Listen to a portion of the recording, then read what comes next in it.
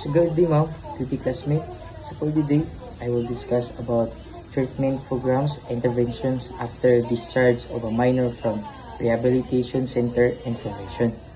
So after discharge from rehabilitation center of a minor, the goal is reintegration or helping them to go back family, school, and community without going back to old patterns.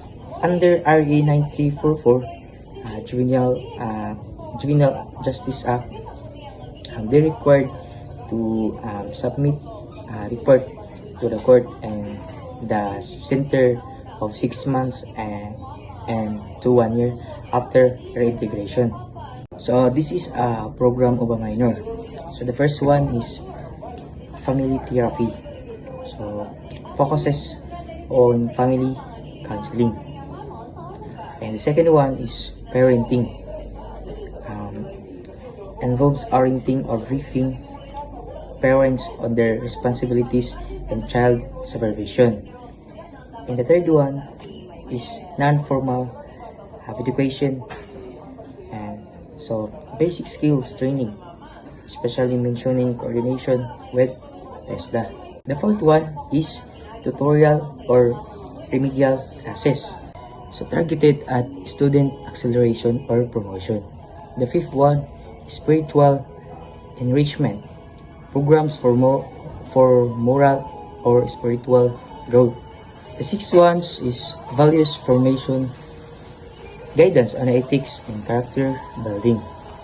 The seventh one, sports and recreation, physical activities and leisure. And the last one is sociocultural exposures, education on relevant social issues such as the negative effect of drugs. Good day everyone, I am Benedict Morales and I will discuss the juvenile justice model. So, juvenile justice model has three types. First, we have the welfare model. So, what is welfare model? Welfare model, a key component of the welfare concept was the offender need rehabilitations. As you can see, welfare model focus on health and rehabilitations. Why? Because it's believed that children need guidance and support, not punishment. So, meaning, ang bata kinahanglan og giya, dili punishment or silot, kumbaga. Second is justice model. Justice model accountability and due process were stressed in the justice model. Justice aspect emphasized the idea that crime is the result of deliberate action made by rational individual. So, as you can see, in this model, focus on health and rehabilitations because it said that children should answer what they did. So, kung makasala ka, matik, manubag ka sa imong sala. Lastly, we have the restorative model.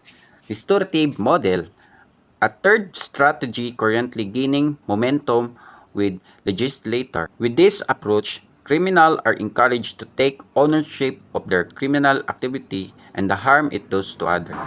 This is the model we use now.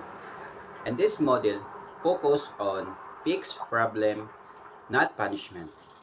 We help child to say sorry and make things right to the victim and the community. Meaning, the goal is not punishment but to help. So, buot pasabot di ay kay dili silot ang tubag sa mga dili silot ang tubag kundi ang paghatag og chance sa usa ka bata aron magbag-o. Now, let's proceed to the 5 UN Declaration for CICL Rehabilitations nga ginasunod or ginaawat diri sa Pilipinas. First, we have the Beijing Rules, UN Standard Minimum Rules for Juvenile Justice. Ikaduha, CRC, Convention on the Right of the Child, 1989. Third is GDL Rules, 1990. Fourth, we have the Real Guidelines 1990, Prevention of Juvenile Delinquents. And lastly, Tokyo Rules 1990 and BINA Guidelines. 1997, Non-Custodial Sentence. In conclusions, juvenile justice system is not just about punishment. It's also about guidance, accountability, and restorations. Because every child makes mistakes, but every child deserves to have chance to change. So, that's all about my topic and thank you for your listening. Also, have a good day.